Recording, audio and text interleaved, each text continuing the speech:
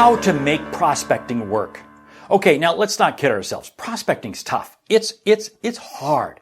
I wrote the book, High Profit Prospecting, and I wrote the book, A Mind for Sales, because I'll tell you what, in order to prospect right, you've got to have a mind for sales. But I want to walk you through how to make prospecting work. I'm going to give you 10 things. Hit subscribe. I put a new video out like this every week. And check out my website, thesaleshunter.com. We've got some great tools out there for you to take advantage of. Number one, identify your ICP. You will never be able to be effective prospecting if you're just spraying and praying. You need to know what your ICP is, your ideal customer profile. Get tight. Get specific. The tighter, the more specific you are. You know what's going to happen? You're going to be more confident. You're going to be able to ask better questions. You're going to be able to engage them deeper because you're going to know more. You're going to understand their business better. And as a result, they're going to be more confident in you, and you'll close more sales faster. You'll prospect much faster by staying very tight with your ideal customer profile. Check out my YouTube page. I got videos in there as to how to know what your ICP is. Number two, block time to prospect. Don't sit there and say, oh, I'll get to prospecting when I get done taking care of all this other stuff. You'll never get to it because that other stuff will occupy your time because you know what? You really don't want to prospect. You have to block the time. Managers, if you're watching this, you got to make sure your people have time blocked in their calendar to prospect, and that's what they're doing. It's not thinking about prospecting. It's not planning to prospect. It's not preparing to prospect. It's prospecting. It's going toe-to-toe with prospects. It's making the calls, sending the emails. It's engaging right then and there. That's what you got to be zeroed in on. That's number two, block time to prospect. Number three, consistent process.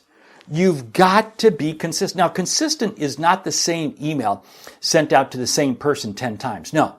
Consistent process means that if you have a cadence built up, you stick with it, you stick with it, you stick with it. You continuously work your way through it. Don't deviate from it.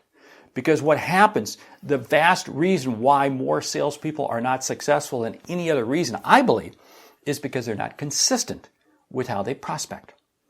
Number four, listen and adapt. Listen and adapt. Now, listen and adapt. See, if you're focused on your ICP, your ideal customer profile, you're going to hear them talking about things. You're going to hear people. And what is this going to do? This is going to allow you, because you're listening, to adapt. And you're going to be able to modify this question, modify that, and it's going to help you become that much more effective. See, listen and adapt supports the whole process when you're zeroed in on your ICP. Number five, no distractions. No distractions. You can't afford squirrel. You can't afford to do that. You can't afford it. You have to stay very, very focused. And so many times what happens is I see salespeople get caught up in this SaaS tool or that app or that hack. And no. Don't allow distractions to take hold. Don't allow this existing customer and, oh, you want to get caught. No, you have time to prospect, you prospect. Number six, believe in yourself. Believe in yourself in the outcome you can help. Hey, look, if you don't believe in yourself, why would you ever expect others to believe in you? Believing in yourself is also going to give you the confidence to pick up the phone and make the call. Pick up the phone and make the call. Because what's amazing is how to make prospecting work. It really is the telephone. The telephone really does work. But people say telephone doesn't work because you know what it comes down to is the fact that they really just don't believe in themselves. Number seven, know the outcomes. Know the outcomes you create. It's not what you sell. It's not how you sell. It's not the service or the product, but it's the outcomes you create. How does the customer benefit from buying from you? How do they benefit?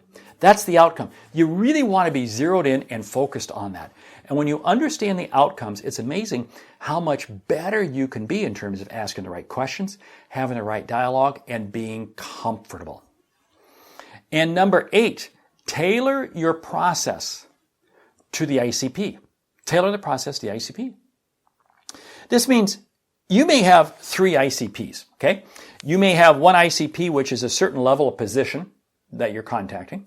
You may have another ICP that is a certain type of industry. And you may have a different industry over here. And each one of those is going to have a separate cadence. Don't think that you're going to use one cadence for all of them. This is why I say, don't sit there and say, oh, wow, I'm going to have 5 different ICPs or 6 different ICPs. No. I tell salespeople, you know what? 2, 3 at the most, rare exceptions, you're going to get to 4 ICPs because you have to have a separate cadence for each one. You just can't manage it. Number 9, use all methods to prospect, including the telephone. Don't sit there and think, oh, well, I'm just going to email. I'm just going to email. That's the way I prospect. I just send out a lot of emails. That's a good way to wind up in spam folders, spam filters, and never to be seen again. You want to use every method out there. Because here's the thing. What you may feel is your preferred method may not be what the other person feels is their preferred method.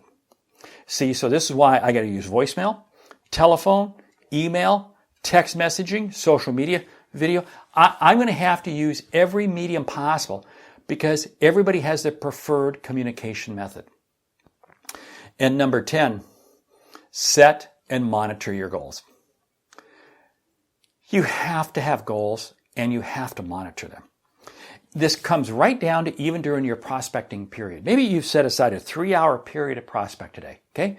What's your goal? What's your goal? How many phone calls you're going to make? How many conversations you're going to have? You set that goal, and then at the end of that 3-hour period, you evaluate it. How did I do? How did I do? You have to be continuously monitoring it.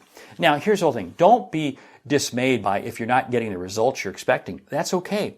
Because many times what happens is you're just laying the groundwork. It's like the farmer at the beginning of, it's like the farmer in early spring. They don't know what their crops are going to yield come fall. They don't know. But they're tilling the soil. They're preparing the ground. They're putting the seeds in place. They're doing all those things. And they're not going to know what they harvest until late summer, early fall.